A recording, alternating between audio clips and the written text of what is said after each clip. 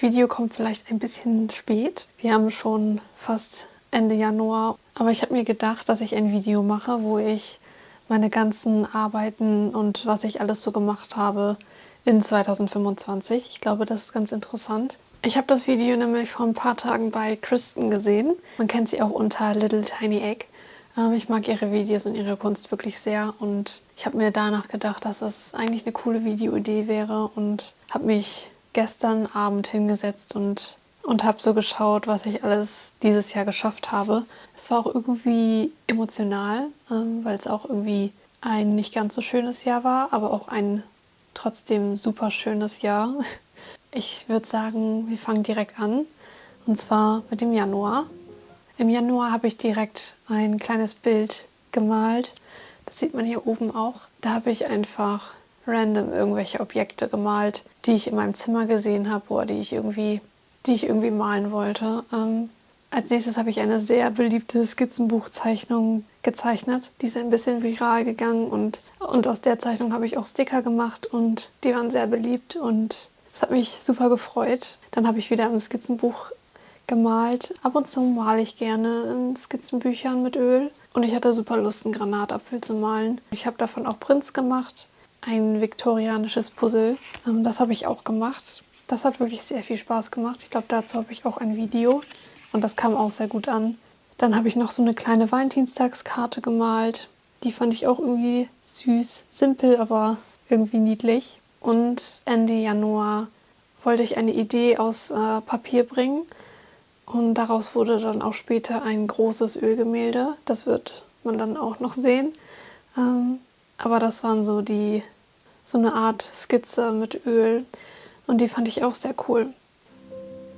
Im Februar habe ich Jutebeutel bedruckt. Ich habe nämlich im Dezember so ein Stop-Motion-Drehding gezeichnet. Und ich dachte mir, ich werde das mit Linol schnitzen und auf Jutebeutel drucken, aber leider hat das irgendwie nicht ganz so gut geklappt. Diese Farbe wollte irgendwie nicht trocknen und deswegen konnte ich sie leider nie verkaufen. Die hängen hier immer noch. Ich hatte noch eine andere Farbe ausprobiert, aber die war nicht so gleichmäßig und es war viel schwieriger. Aber die Tasche benutze ich jetzt. Die finde ich auch super cool, aber die anderen kann man leider nicht benutzen. Ich habe keine Ahnung, die hängen hier seit über einem Jahr und irgendwie färbt das trotzdem immer noch ab. Was ich super schade finde, weil ich finde, die sind super cool geworden. Dann habe ich wieder was im Skizzenbuch gemalt mit Gouache. Da habe ich irgendwelche Pinterest-Bilder gesucht und einfach drauf losgemalt und so zusammengesetzt. Im Februar habe ich dann auch das Bild angefangen, wovon ich vorhin geredet habe. Das war so die Idee und ich habe das so ein bisschen weiter ausgeschmückt. Und ich bin ziemlich stolz auf dieses Bild. Ich glaube, das ist auch das größte Bild. Okay, nicht das allergrößte Bild, was ich gemalt habe, aber das größte Bild in meinem jetzigen Stil. Dann habe ich was Kleines mit Tinte gezeichnet. Das hat super viel Spaß gemacht. Ich habe dann mal was anderes ausprobiert und andere Techniken ausprobiert. Das hat Spaß gemacht. Im März sieht man schon einen guten Fortschritt von meinem Bild. Und hier sieht man eine kleine Skizze. Ich hatte so eine Idee und ich habe sie erst mit Füller gezeichnet. Aber danach habe ich schnell gesehen, dass ich das mit Öl malen möchte. Und das habe ich dann auch gemacht. Und das ist auch die erste Art Snail Mail gewesen, wozu wir jetzt kommen, weil ich habe einen Snail Mail Club eröffnet, was die beste Entscheidung war, wirklich. Ich bin so froh und so dankbar, dass ich das gemacht habe und immer noch machen darf. Wer vielleicht neu hier ist und vielleicht auch nicht weiß, was eine Snail Mail ist. Ich habe im März angefangen, beziehungsweise dann im April angefangen, jeden Monat etwas dafür zu malen und daraus Prints und Sticker zu machen und die dann an meine Mitglieder zu verschicken. Und einige sind sogar fast ein Jahr mit dabei, was mich so glücklich macht. Ich überlege mir, glaube ich, auch was, wenn man ein Jahr, das ist so lang und so viel. Da möchte ich mir auf jeden Fall was überlegen, wenn man dann ein Jahr dabei ist, dass man so ein bisschen was Specialiges bekommt. Das war das Beste dieses Jahr wirklich. Dann habe ich wieder was in mein Skizzenbuch gezeichnet. Ich glaube auch eins meiner Lieblingszeichnungen. Das sind so Zeichnungen, die kommen einfach, da kommen die Ideen einfach und ich weiß auch nicht. Ich liebe dieses Bild sehr. Weil das Bild ein bisschen viral ging, durfte ich auch eine Auftragsarbeit machen und ich fand die Idee super cool. Das war nämlich der Kater von meinem Kunden. Ja, das hat auch sehr viel Spaß gemacht. Das war irgendwie süß. Hier kann man auch sehen, wie viele im ersten Monat dabei sind. Ich glaube, es waren 23 oder so. Und im Vergleich, was ich jetzt so verschicke, finde ich es krass, wie sich das entwickelt hat. Hier habe ich die April-Snail-Mail gezeichnet mit meinem geliebten Kater Duffy. Im April habe ich dann auch einen Rahmen für das Meerjungfrauenbild gefunden und ich finde, dass es so schön aussieht. Das wurde auch schon gekauft, auch mit Rahmen. Im April habe ich dann auch was in mein Skizzenbuch gezeichnet. Dieses Motiv ist jetzt meine Dankeskarte. Ich finde die sieht super cool aus und die bekommt man dann immer bei jeder Bestellung mit dazu. Finde ich irgendwie ganz schön. Das war jetzt Mitte April. Das wollte ich einfach nur mal zeigen. Das war irgendwie ein sehr schöner Tag. Ich habe einfach mit meinem Kater draußen gesessen. Er war eigentlich ein Stubenkater, aber wir haben das so eingerichtet, dass er auch mal ein bisschen draußen sein konnte. Da habe ich einfach so ein bisschen gezeichnet. Und ich bin auch ein bisschen weiter mit meinem Bild gekommen. Und Ende April ist dann auch mein Kater verstorben, was super schwer war. Ich will nicht heulen. Ich habe gestern, als ich die Bilder rausgesucht habe, schon so viel geweint. Ich vermisse ihn sehr. Wir hatten noch schöne Tage, aber am Ende war es halt einfach sehr, sehr schwer. Ja, es ging einfach alles sehr schnell und es war wirklich sehr hart. Am 1. Mai habe ich wieder viele Arznei-Mails losgeschickt. Da hat sich das, glaube ich, schon fast verdoppelt. Ich finde das irgendwie super schön zu sehen, wie sich das so entwickelt hat und bin froh, dass ich das alles dokumentiert habe. Ich habe dann auch direkt die Arznei-Mail für den Mai gemalt und das ist einer meiner Lieblingsbilder. Ich weiß auch nicht, ich mag das sehr gerne. Das Bild gibt es auch noch in meinem Shop. Ich habe in dem Monat auch wieder ein Bild neu angefangen, weil irgendwas hat mit der Ölfarbe nicht funktioniert. Deswegen musste ich das nochmal komplett von vorne malen. Das habe ich dann im Mai angefangen. Ich habe dann auch meinen Kater gemalt, gezeichnet. Das wollte ich unbedingt machen und der hängt jetzt hier bei mir an meinem Schreibtisch. Im Mai habe ich dann auch schon mal ein Bild für den nächsten Monat gezeichnet. Ich war nämlich an dem Wochenende bei meinem Freund und da waren Rehe im Garten und das war so toll und so magisch. Und das hat mich so inspiriert für dieses Bild. Ja, das war richtig cool. Und im Juni sieht man schon, wie das mehr und mehr Arznei-Mails dazugekommen sind. Im Juni habe ich weiter an dem großen Bild gemalt. Das Gesicht, das war wirklich schwierig und das sieht jetzt auch wirklich schlimm aus, finde ich, das Bild.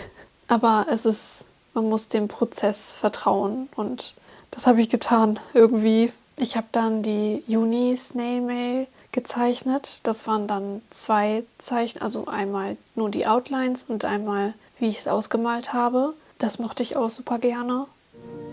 Juli hatte ich angefangen, viel in meinem Skizzenbuch zu zeichnen und zu malen. Da habe ich mir einfach so ein kleines Stillleben aufgebaut und einfach drauf losgemalt und das tat richtig gut.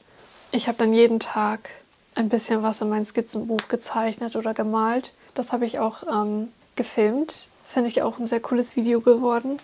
Ich zeige hier so meine Favoriten. Falls ihr alle sehen wollt, könnt ihr dann beim Video vorbeischauen. Die eine Zeichnung fand ich so toll, dass ich die als Arznei-Mail machen wollte. Im Juli habe ich auch angefangen, mehr mit Aquarell zu malen. Ich habe da so eine neue Aquarellfarbe geschenkt bekommen von einer Zuschauerin. Und da habe ich, glaube ich, wirklich jeden Tag mit gemalt, weil es irgendwie cool war, einfach draußen zu sitzen und drauf loszumalen. Dann habe ich dieses Bild in meinem riesigen Skizzenbuch gemalt. Ich habe am Anfang einfach nur drauf losgezeichnet und das ist dann so Stück für Stück ein gesamtes Bild geworden und ich liebe das Bild wirklich sehr. Das ist auch in meinem Kalender. Das ist auch so mit meiner Lieblingsbilder. Ich mag die Farben Und ich hatte dazu sogar noch einen perfekten Rahmen. Ja, und das Bild ist auch schon verkauft, hat ein neues Zuhause, was mich super glücklich gemacht hat. Ich hatte das nur eine kurze Zeit hier, aber das mit dem Rahmen zusammen, das sieht einfach so gut aus.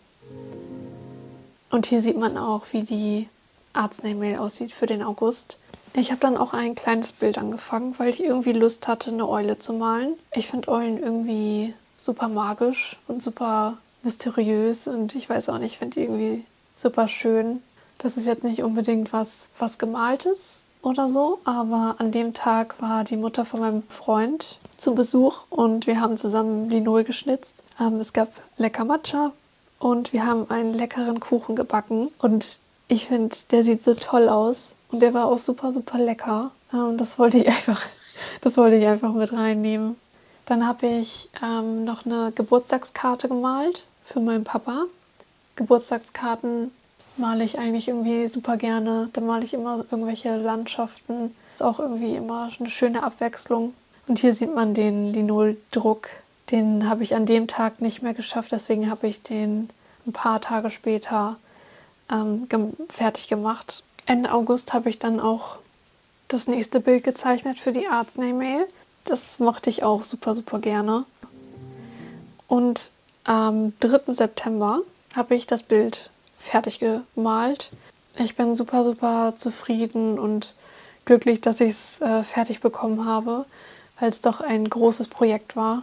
Und Anfang September habe ich mich auch direkt daran gesetzt, einen Kalender zu machen, den vielleicht einige von euch kennen und vielleicht auch jetzt gerade zu Hause hängen haben, was mich super glücklich macht. Aber ja, genau, Anfang September habe ich dann mich rangesetzt und schon mal dran gearbeitet. Und ich habe in dem Monat angefangen, so random irgendwas zu malen, ohne dass ich irgendwas abmale, sondern einfach drauf loszumalen mit diesem neuen Aquarellkasten.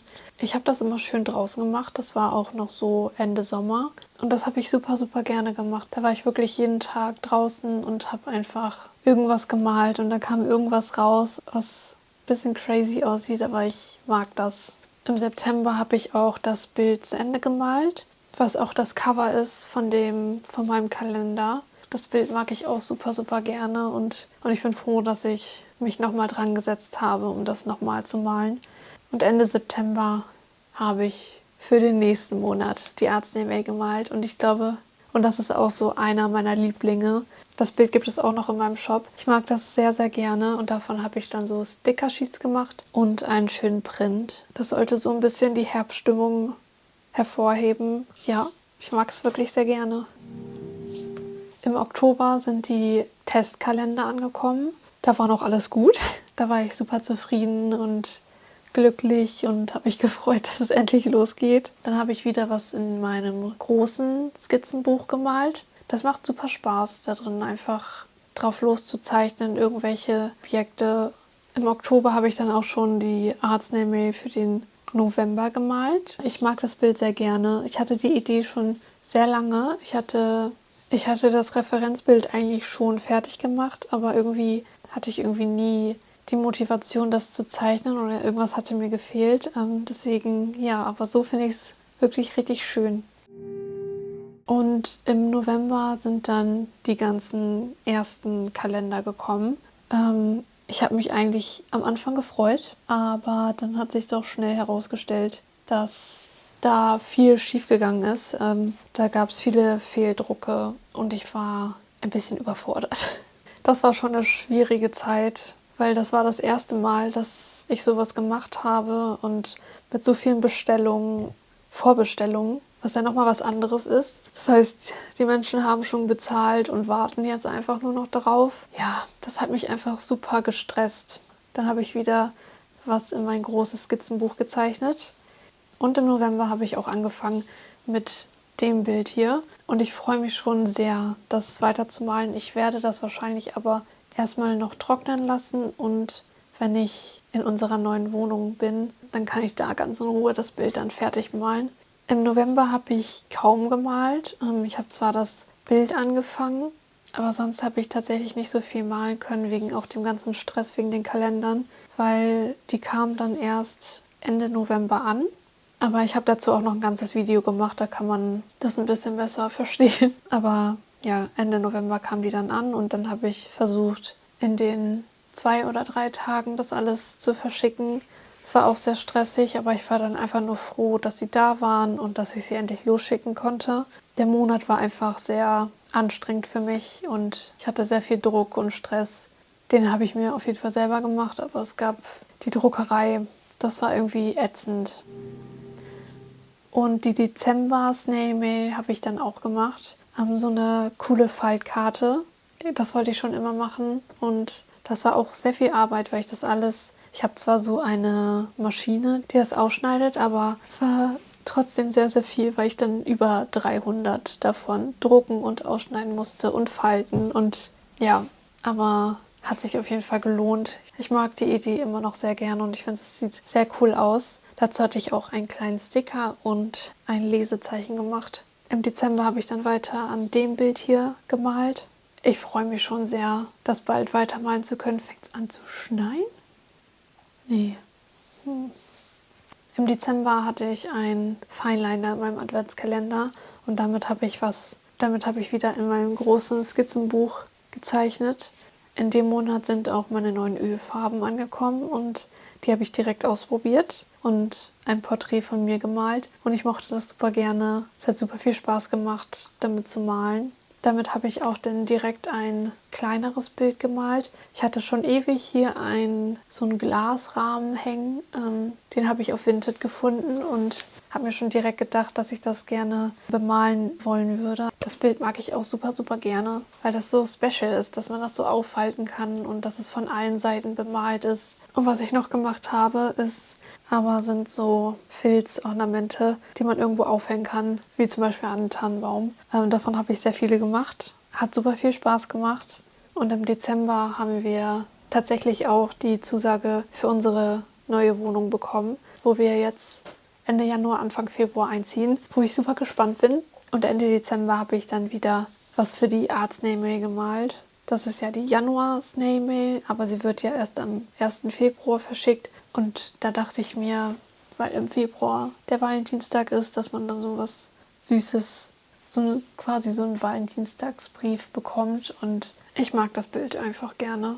Davon sind jetzt auch die Prints angekommen und die Inspirationskarten. Da habe ich mir was Neues überlegt. Und dazu kommen auch noch 2 Sticker. Und die werde ich jetzt auch bald einpacken und freue mich schon riesig, die bald loszuschicken. Also falls du das Bild magst und auch gerne den Print und die Sticker haben möchtest, kannst du dich noch bis Ende Januar anmelden und dann wird sie am 1. Februar losgeschickt.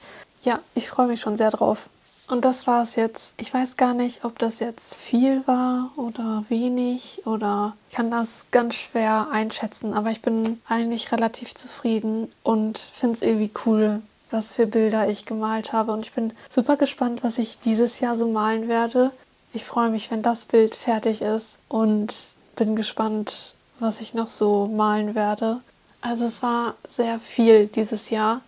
Ich bin super dankbar und freue mich auf das neue Jahr. Ich hoffe, euch hat das Video gefallen und fandet es irgendwie etwas interessant. Ich hoffe, ich konnte euch irgendwie vielleicht etwas inspirieren und ihr könnt vielleicht auch so ein bisschen schauen, was ihr so dieses Jahr geschafft habt, beziehungsweise letztes Jahr, weil man doch irgendwie schnell vergisst, was man alles gemacht hat. Ich hoffe, ich habe nichts vergessen. Wenn ihr das Video seht, ist in meinem Shop noch ein Sale. Könnt ihr noch gerne vorbeischauen. Danach wird es einige von den Prints und Stickern nicht mehr geben. Deswegen ist das so die letzte Chance, die nochmal zu bekommen. Ich bin über jede Bestellung dankbar und danke für die ganze Unterstützung. Das bedeutet mir wirklich super, super viel. Danke fürs Zuschauen.